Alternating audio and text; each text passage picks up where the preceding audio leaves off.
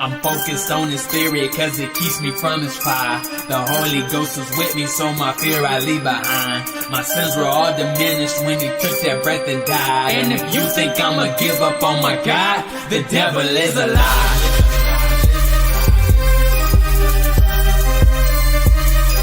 The devil is a lie.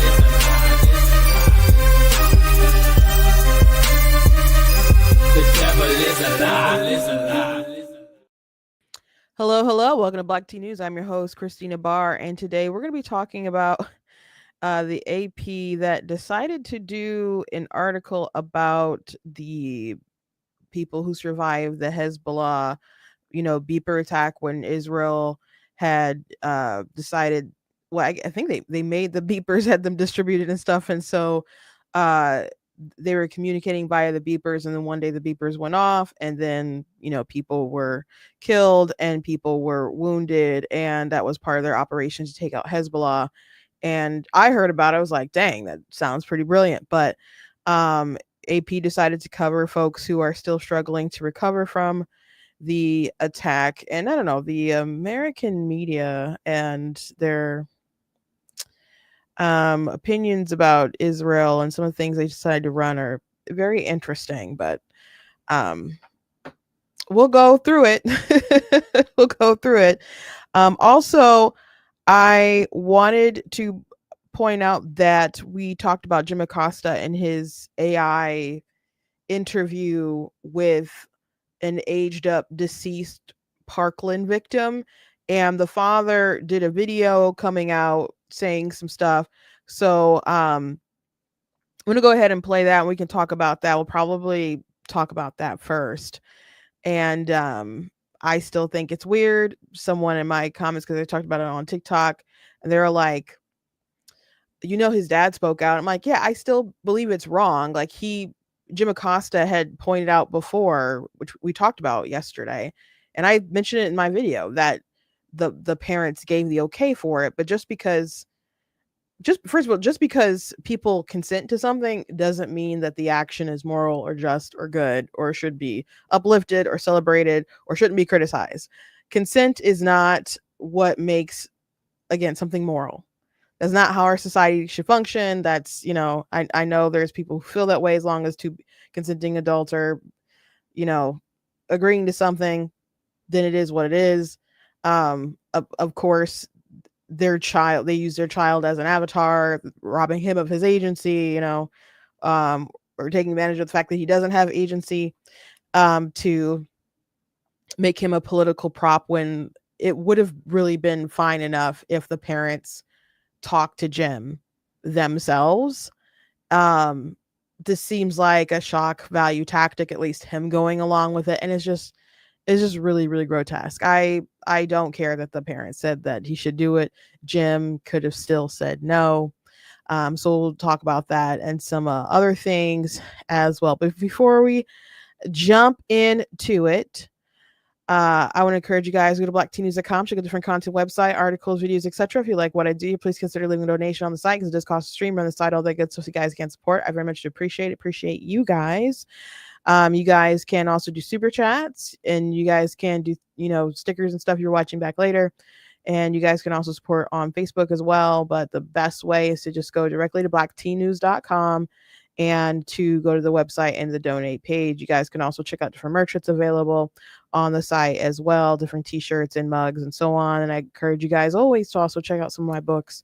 There's a link in the description on the Amazon page. Well, on the YouTube and Facebook page, there's a link that'll take you to like a Amazon page that has my stuff on it. But you guys can find my stuff if you go to blacktnews.com. There's a banner at the top that'll take you to the book website. So I want to encourage you guys, of course, to check out stuff like, of course, God is Blatantly Against Abortion. That's one of my books and so on. So I cover, of course, things that are in the Bible, but also rights and science, and why, even if you are someone who's not religious, why it's best that we treat each other like we have equal rights when we come into existence, as opposed to granting rights when we feel that we want to qualify people as being persons.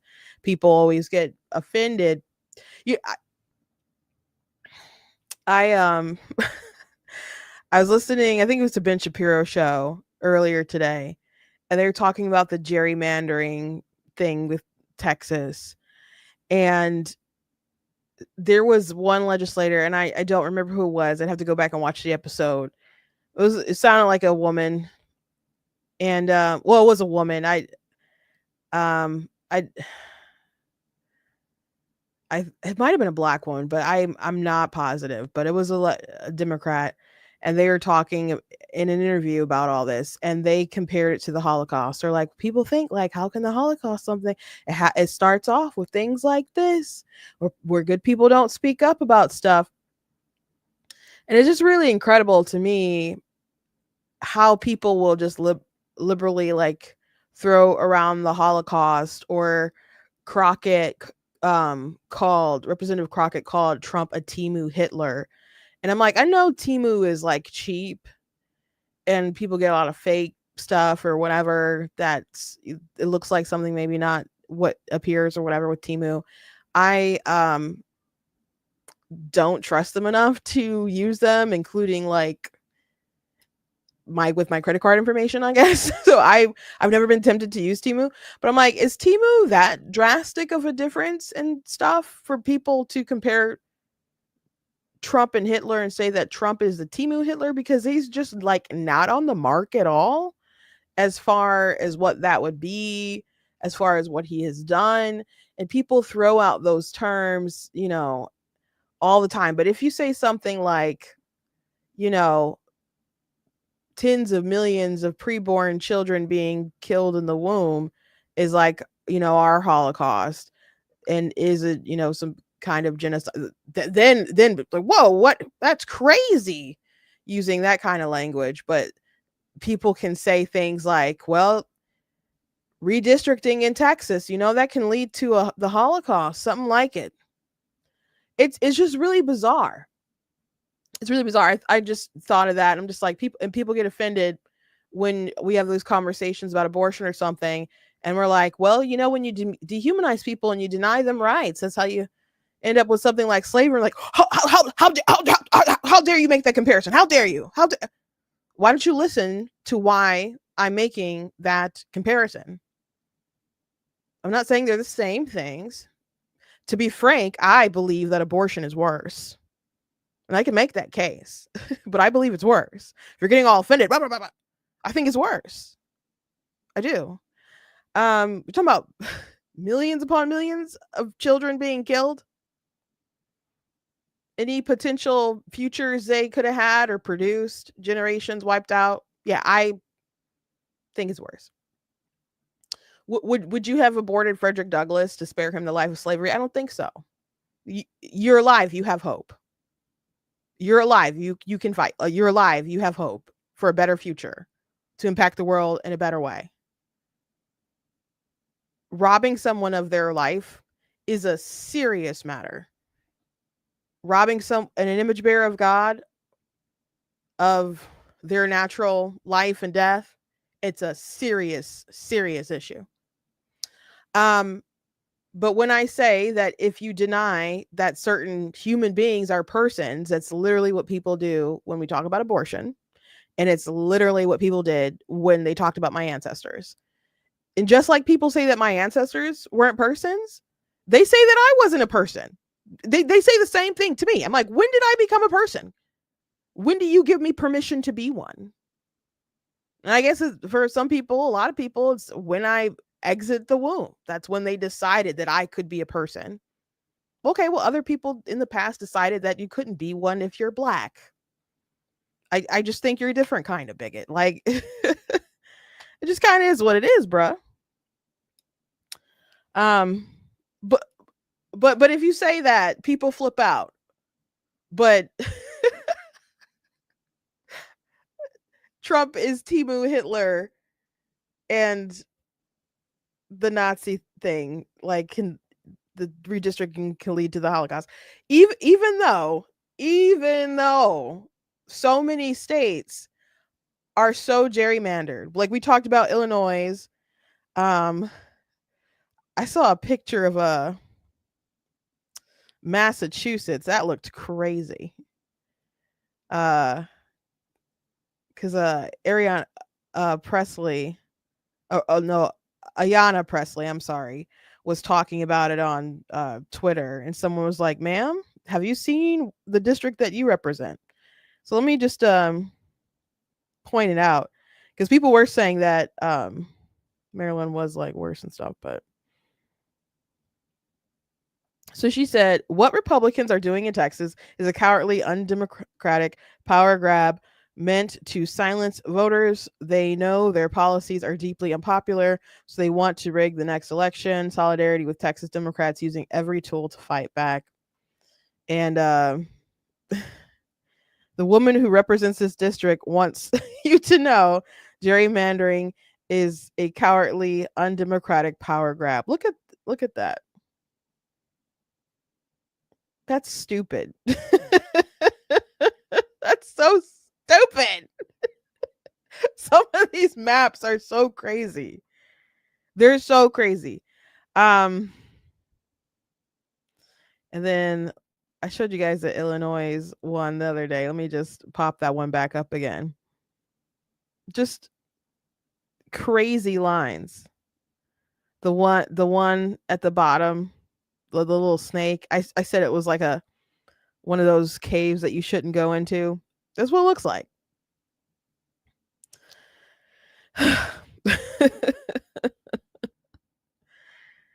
That's what it looks like.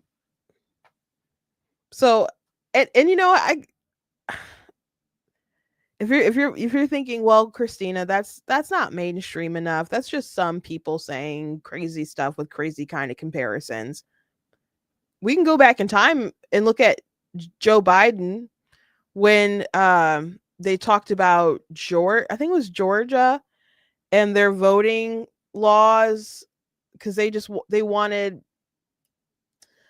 something with like to make sure tighten up, like if you send in an absentee ballot, about it matching the signature.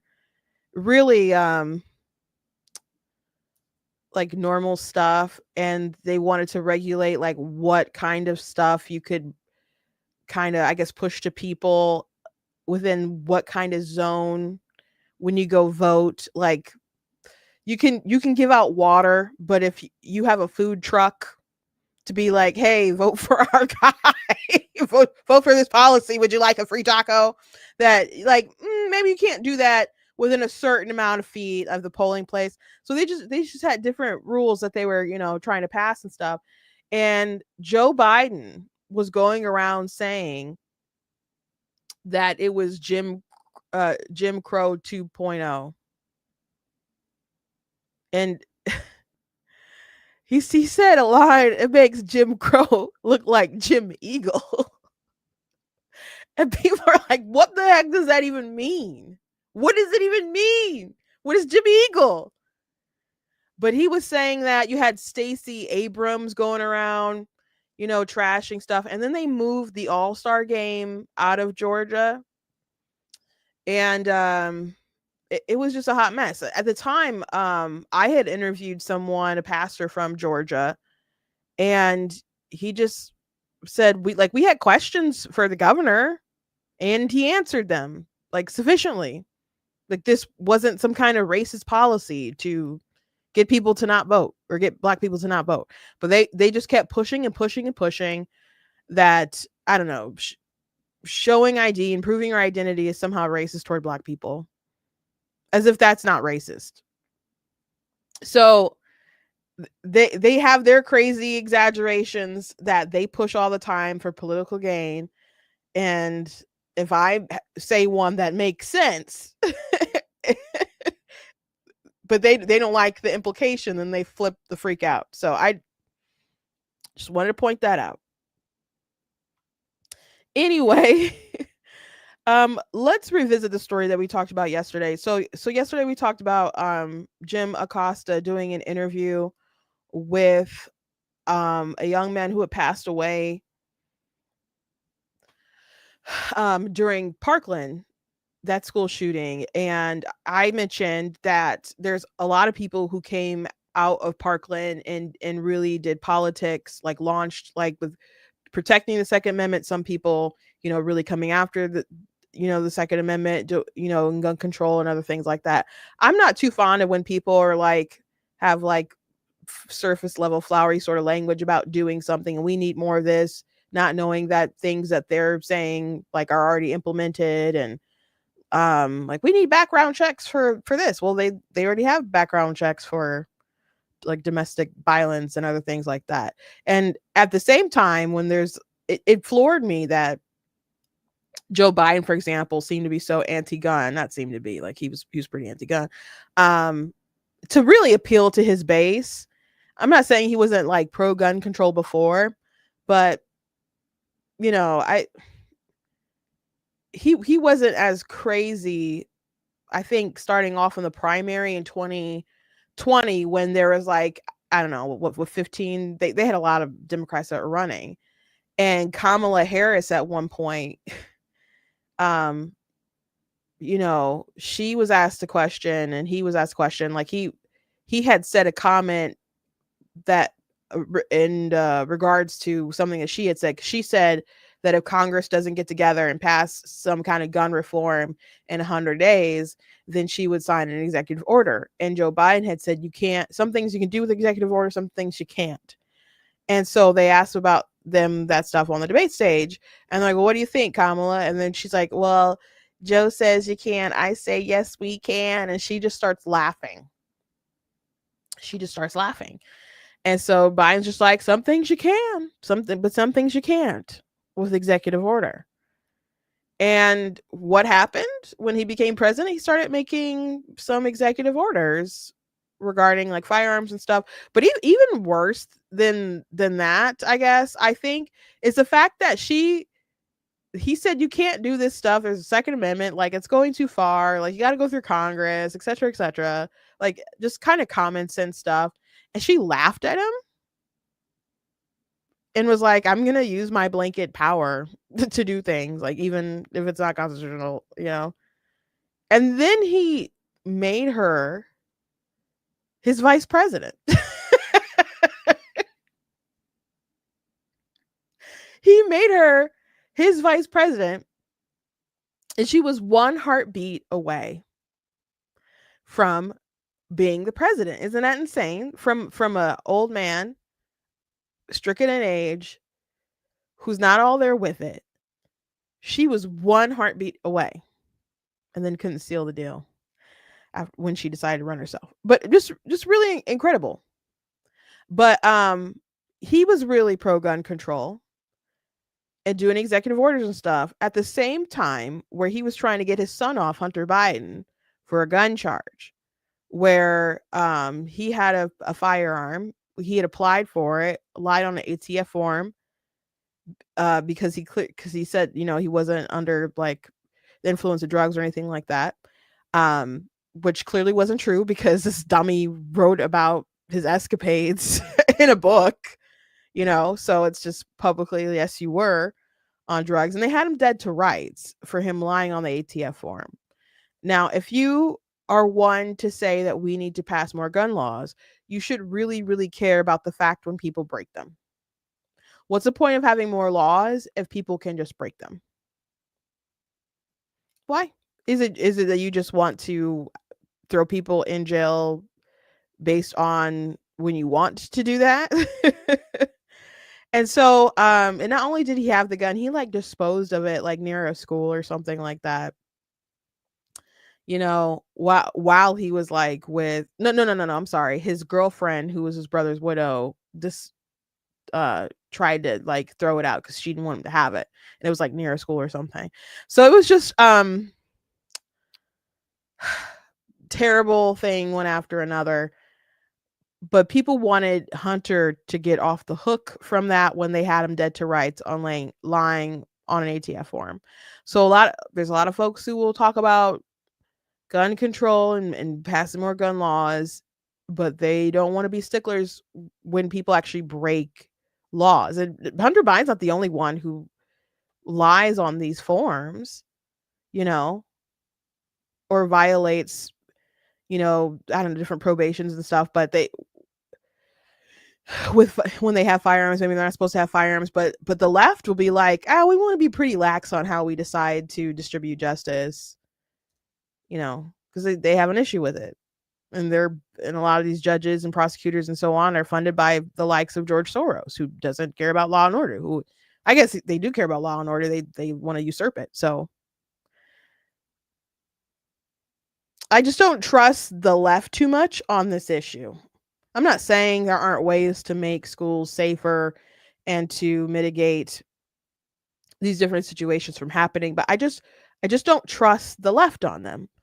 But anyway, Jim Acosta had on an AI figure of this slain student who was murdered at Parkland, and he got roasted for it. And we already knew that the parents okayed it. That doesn't mean Jim had to agree to it, but the dad did push back on the critics. Hello, everyone. This is Manuel Oliva. I am Joaquin Oliver's father. Today, he should be turning 25 years old. And my wife, Patricia, and myself, we asked our friend Jim Acosta to make an interview, have an interview with our son, because now, thanks to AI, we can bring him back. It was our idea, it was our plan, and it's still our plan. We feel that Joaquin has a lot of things to say, and as long as we have an option that allows us to bring that to you and to everyone, we will use it. So stop blaming people about where he's coming from, or blaming Jim about what he was able to do. If the problem that you have is with the AI, then you have the wrong problem. The real problem is that my son was shot 8 years ago. So if you believe that that is not the problem, you are part of the problem. So I think we're gonna say straw manning here, saying if you think the AI is a problem and not that my son got shot, everybody thinks it's a problem. It's terrible. It's absolutely terrible that your son got shot and killed all those years ago. It's obviously not legal to do such things. We respect life. Well, some people respect life. I'm consistent. I respect life, but he was an innocent and he was gunned down tragically. Everyone agrees it's bad. I don't know anyone who doesn't. Never heard a single person say. I'm not saying that someone's not out there, but everyone agrees that that's bad and that's a problem. We want to make sure that those sorts of things don't happen again. I want to make sure those things don't happen again, and also weigh and respect people's individual liberty. So maybe we have a different way in how we would go about solving these problems. But nobody wants that to happen again, and it's a tragedy that it happened. That doesn't mean that using your son like this is okay. And maybe I don't know. Again, people might feel like he consented to it is okay. But there's I don't know, weird things about this. I get one, he said we could use AI to bring him back. I mean, I think he knows that AI can't bring someone back. Um and he said I believe that he still has a lot to say. So as long as they have this kind of means to have him say it, then I guess they're going to use his image and his likeness to do that. And that's weird. That's weird. You as a parent, I understand, has a lot to say, and people can listen, and they can take it in, they can respect what you have to say, and they can debate what you put out, um, you know, in the sphere to the public, But you should be doing that. You shouldn't be using your son's image and likeness like that, because he was a human being made in the image of God, and he had his own agency, and you're putting words in his mouth, you know. I mean, I'm assuming they knew their son well, but just like this is his first interview since what happened to him. That's weird. That's weird. You can get on TV and use his image, at least how he was, and talk about how he's gone too soon and the changes that you want to make. I'm cool with that. I'm fine with that. Again, people are going to have to debate your actual policy suggestions and what you want to do. But I think this is weird.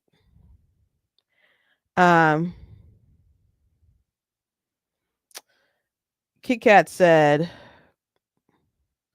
the real problem is that these parents are using their dead son, and the guy who interviewed them, which would be Jim Acosta, used the parents. The parents have no idea how their son would think/feel today.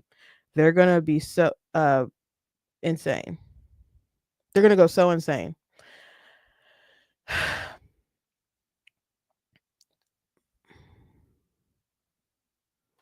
Noam Bloom had asked a question for the hive mind. At what point are the actions of a grieving parent so gross that they overtake your desire to be sympathetic for their loss? This isn't about the politics involved. I'd be equally disgusted if this digital ventriloquism dummy said stuff I agreed with.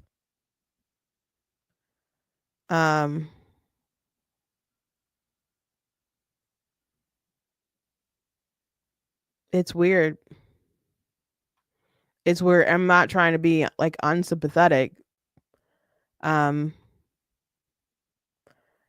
know, I know what it's like to grieve someone. I know what it's like to lose someone suddenly. I don't know what it's like to have someone unjustly taken like that. And I don't know what it's like to lose a child. I can't imagine that there's a pain worse.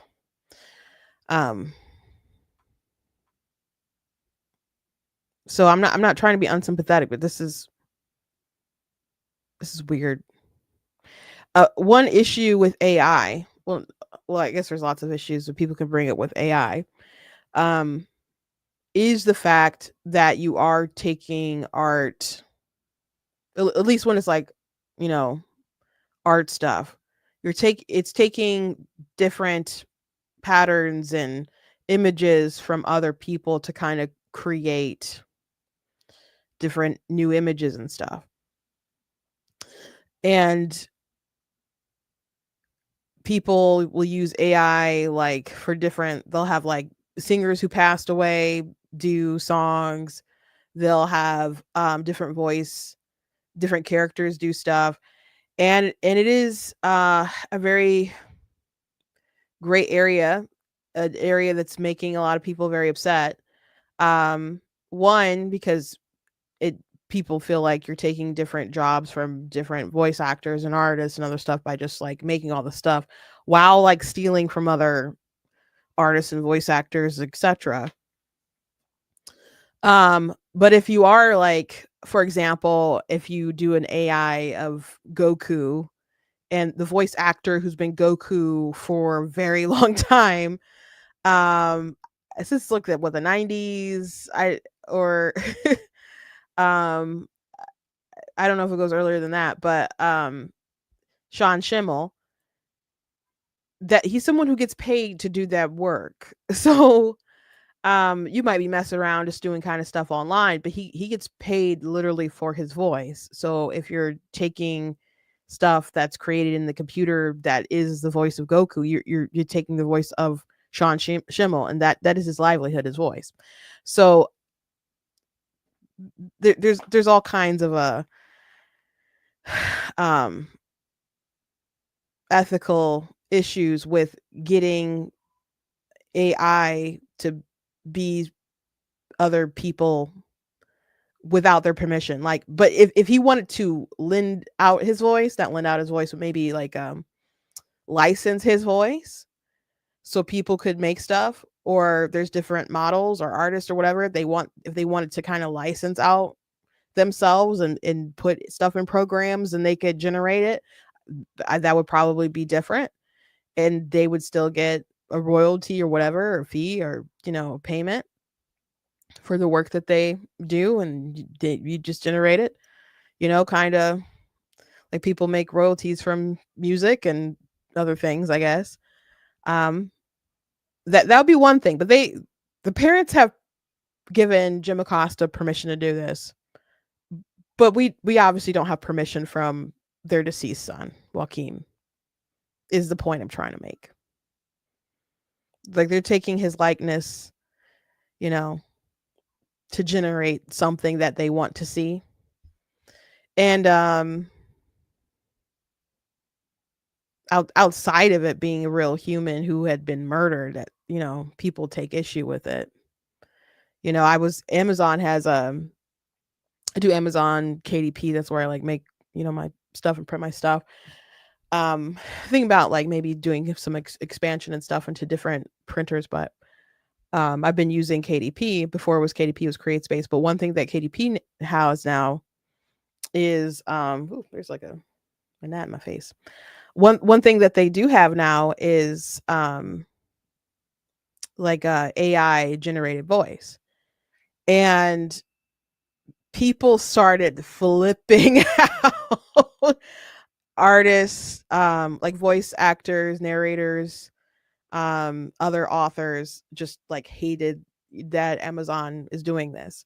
And like, I thought it was a little interesting, but they're like, it's robbing other people's talent to make this stuff. Now, I don't know if they, again, maybe hired some people to take their voice to program the stuff to read it. I did test it out. I didn't publish anything with it, but it is a little neat. And but it's not like top tier. It's not the kind of stuff that you can get from like a real professional if you paid that money for it. But people, I'm like, this isn't worth doing, because people feel so strongly about it anyway, that even if I did put it out there and I decided to go ahead and publish, and then I had an audiobook all of a sudden that was done by this AI, if other authors don't respect me, if the readers won't listen to it, and I like am demeaned in their eyes, and it just kind of ruins my reputation, like why would I take that risk? Why would I take that risk? And maybe a lot of people are willing to take that risk because I don't know, financially maybe they think it's worth it, or maybe they haven't thought that deeply about it, but I just wouldn't. So I think Jim should have said no. Other journalists have found this ghoulish, and gross, and I agree. He just because the parents said yes and they asked him, he could have said no. I also thought it was a red flag when the father said, our good friend Jim Acosta. I think you're probably a red flag if you're good friends with Jim Acosta. I think it's probably a red flag. But anyway, that's what's going on with that story right now. Before I get to the AP story, I do want to point something out, and I've often said some things about the Trump administration and their social media that I haven't been fond of. And the other day, Donald Trump was on the roof of the White House, and people were like obsessed with it and asking him questions like, are you going to build up there? Like, are you trying to distract us? Like, what are you going to do? And it's a silly story. I don't, but he's like, I'm taking a stroll. And so anyway, they decided to take this picture of him talking to the reporters. And this is the White House account. And they have you seen this Sydney Sweeney ad?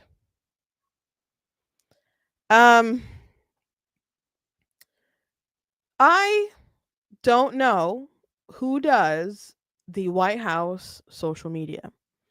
I don't think that person should do it anymore. There are other things that they've posted that I have disliked more than this, and I've, mentioned them a time or two. But this is not his personal account, though I wouldn't recommend that he would post that on his personal account saying he's president of the United States. This isn't a campaign page or whatever. This is the White House page, and it serves more than just his meme interns, who's ever the heck doing this. It's so strange. And why I really am annoyed with this one is that I know we talk a lot about the eugenics freak out from the left about the Sydney Sweeney jeans ad and stuff, but beyond that, the ads are steamy. They're kind of sexual. And I just don't think it's appropriate for the White House social media team to have, this caption with Trump saying, "Hey, have you seen this Sydney Sweeney ad?" And I understand that people feel like it's a pretty big cultural moment because she's such a hot star, and the left exaggerated and flipped out over nothing with this. They're trying to make it something it's not. And then American Eagle, like, standing on business and being like, "No, we're going to stand this. She has great genes. That's what it's about. It's not about anything else." And then the left tried to back off, like, "Well, we wouldn't make a big deal. Like, you guys are talking about it. It's a big deal to you." It's like, "No, we're responding to you." So I understand. But when Trump does weigh in on something, it automatically becomes like polarized. I feel like we were in this wave. I don't know how much it's going to last and go on, but I don't think we need this extra layer of Trump added onto it on top of that. But again, it's a pretty sexual ad, and if I were a 3-time married man who's gotten in trouble with, grab him by the pussy and other things like that, those sorts of comments, I just wouldn't do this. And I know he didn't do it. But what the heck is this? What is this? What is this? I'd be like, "I never saw such an ad. What are you talking about?"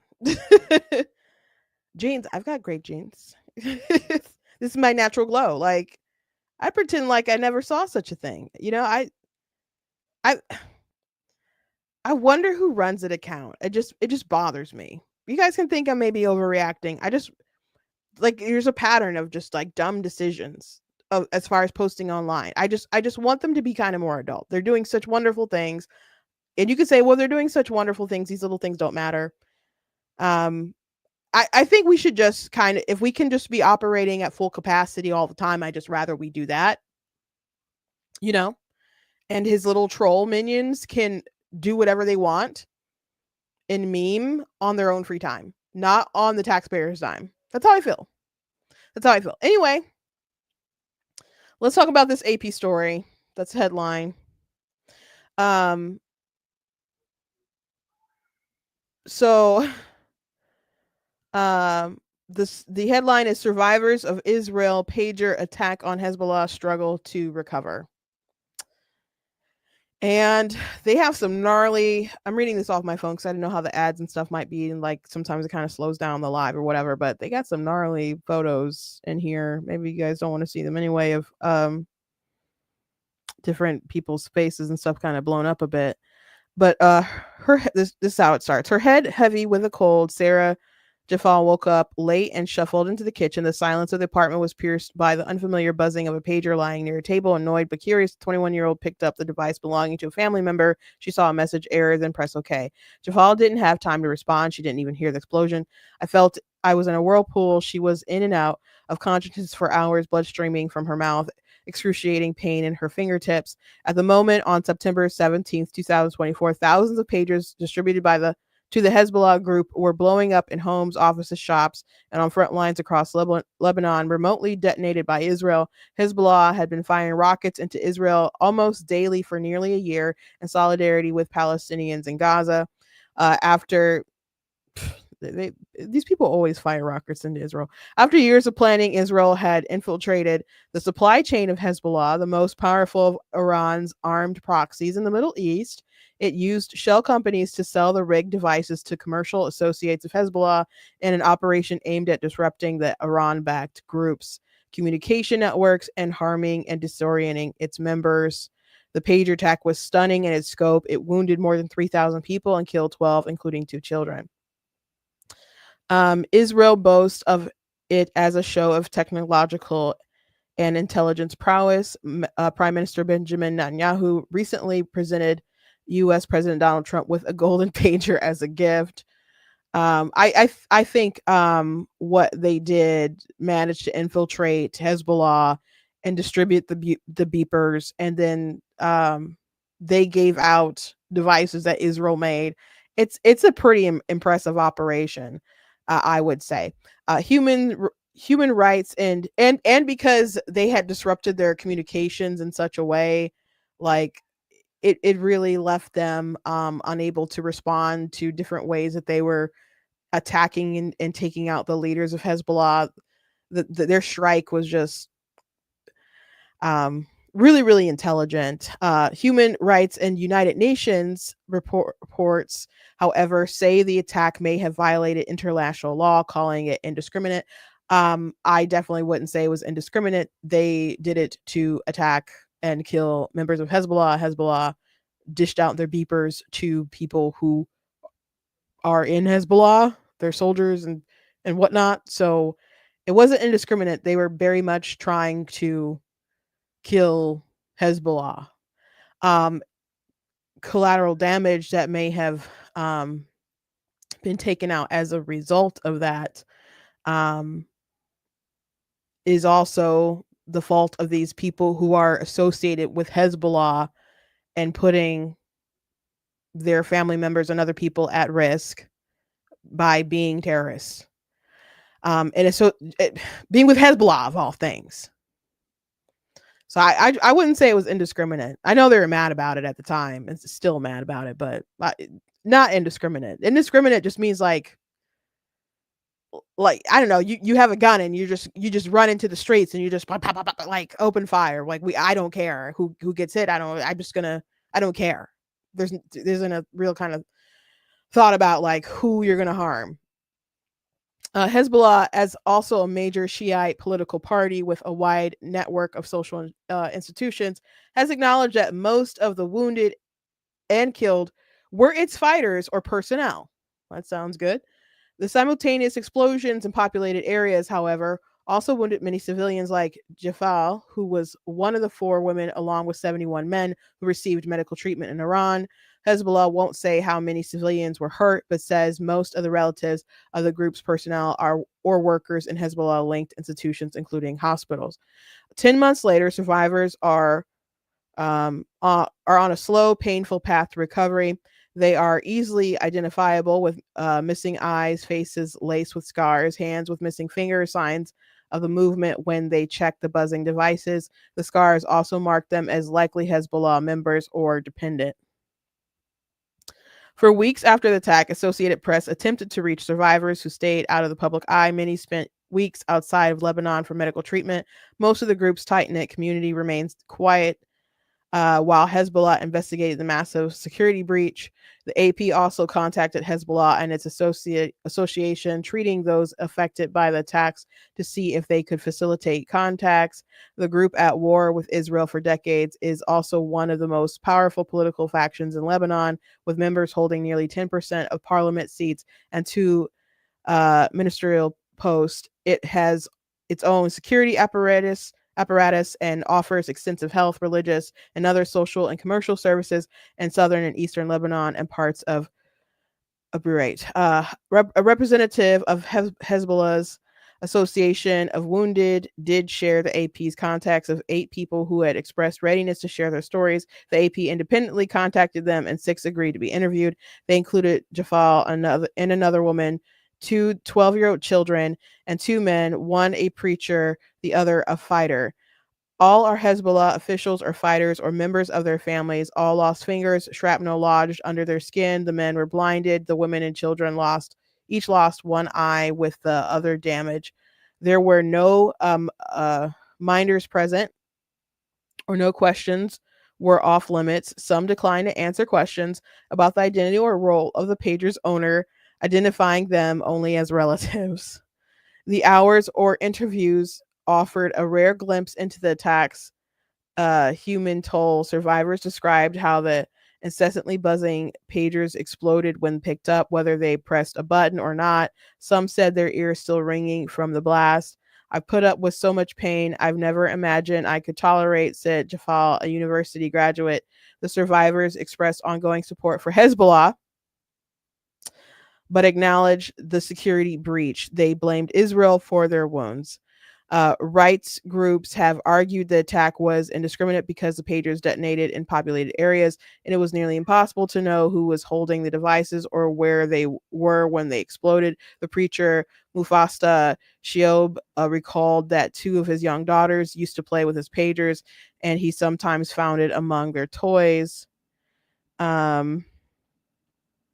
Israel's Mossad spy agency declined to comment on AP's questions about those allegations, but Israeli security officials have rejected that the attack was indiscriminate, saying the pages were exclusively sold to Hezbollah members and that tests were conducted to ensure that only the person holding the pager would be harmed.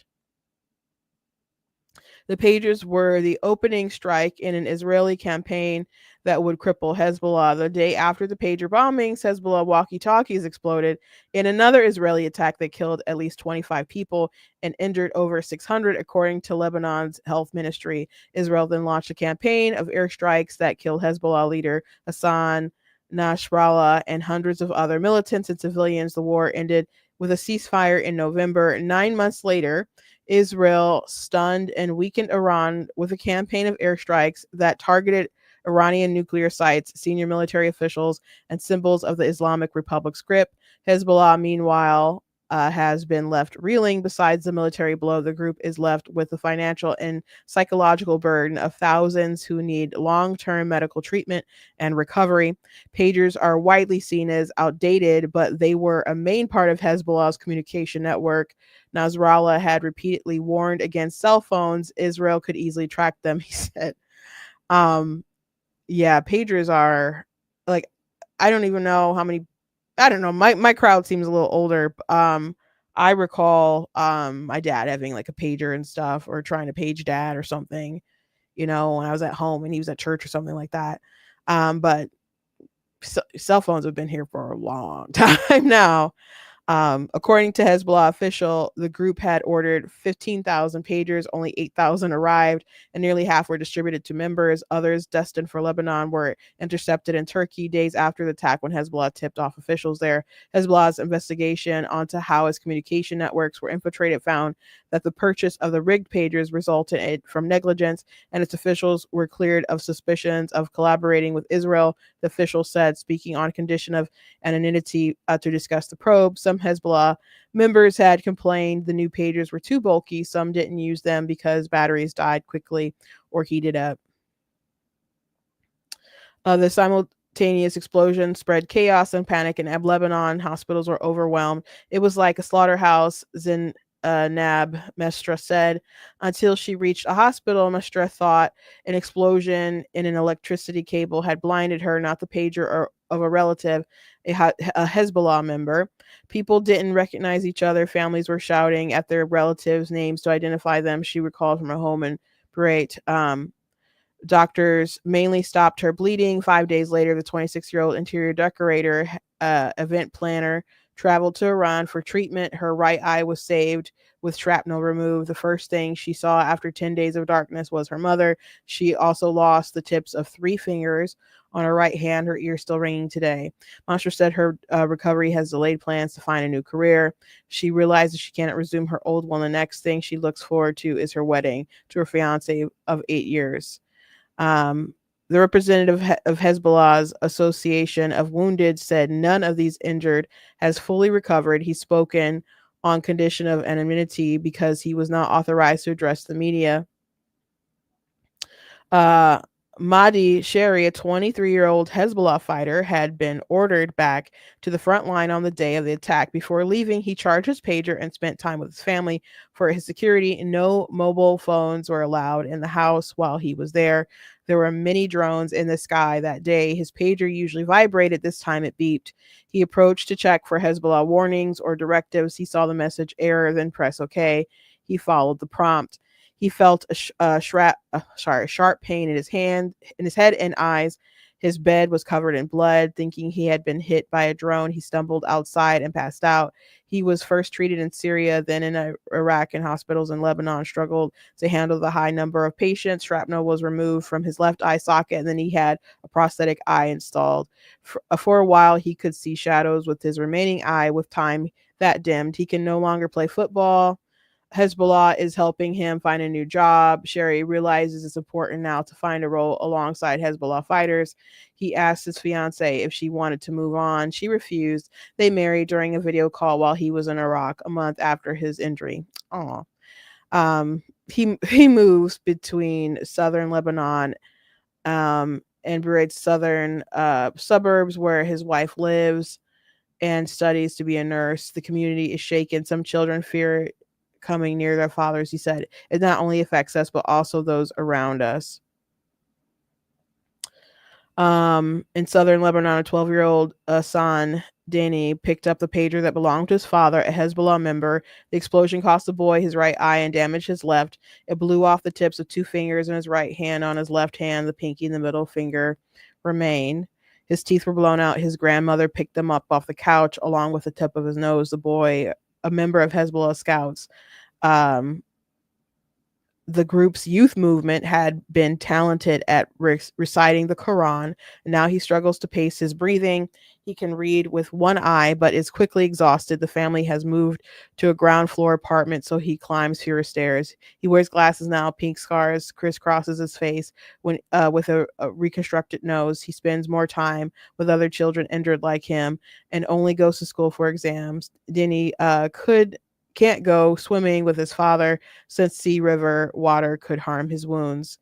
Before, I used to spend a lot of time on the phone. I used to run and go to school, the boy said. Now I go for treatment. Jafal has had 45 surgeries in 9 months. More will come, including reconstructive surgery on her face and fingers. 2 fingers are fused, 4 are missing. She is waiting for a prosthetic right eye. Further surgeries on the left one have been delayed. She can recognize people and places she knows, though she relies more on memory than vision. The loss of sensation in her fingers tips is disorienting. The nerve pain elsewhere is sharp. Weekly recovery reminds her of how much she is still ahead. The driven, inquisitive woman leans on her faith to summon patience. God only burdens us with what we can bear, she said. You better get rid of Allah's God and get the real one, sis. She has spoken in religious gatherings at Hezbollah's invitation about her recovery and resilience. Her biggest fear is becoming dependent. An information technology graduate, she used to produce videos of family celebrations and events, a career she wanted to explore. Now she watches videos on her phone, though they are blurry. She giggles to ease the discomfort and enjoys taking the lead when meeting with fellow victims because she can see better than most. I forget my wounds when I see another wounded. And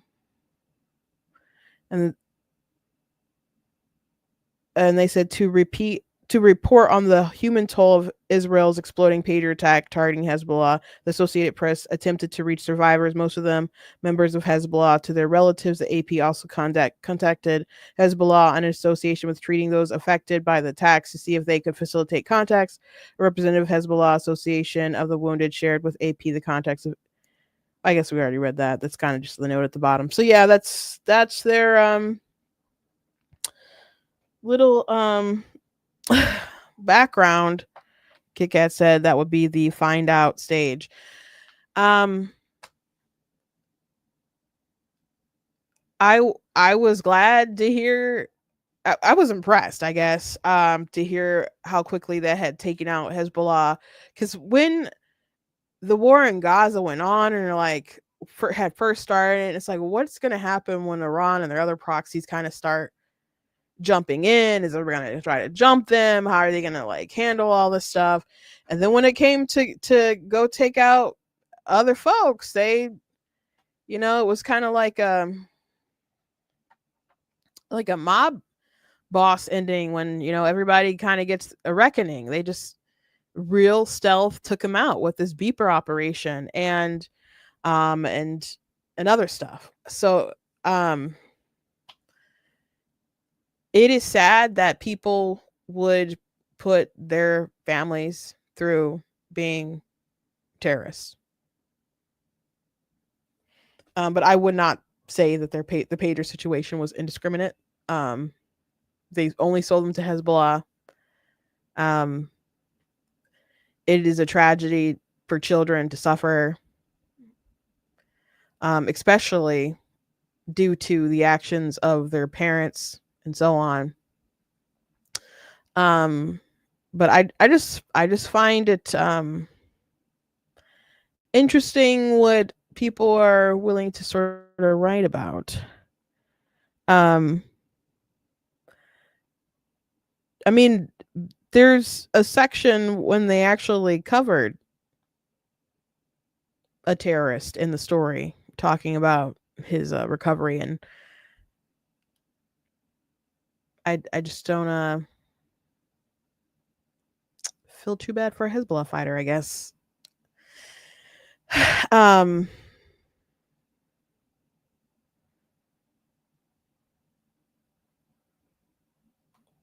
Someone did a meme.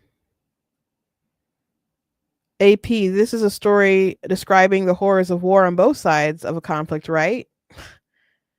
And then the Anakin face, right? Yeah, it just kind of sounded like Israel did this thing, and there were consequences to it and victims to it, and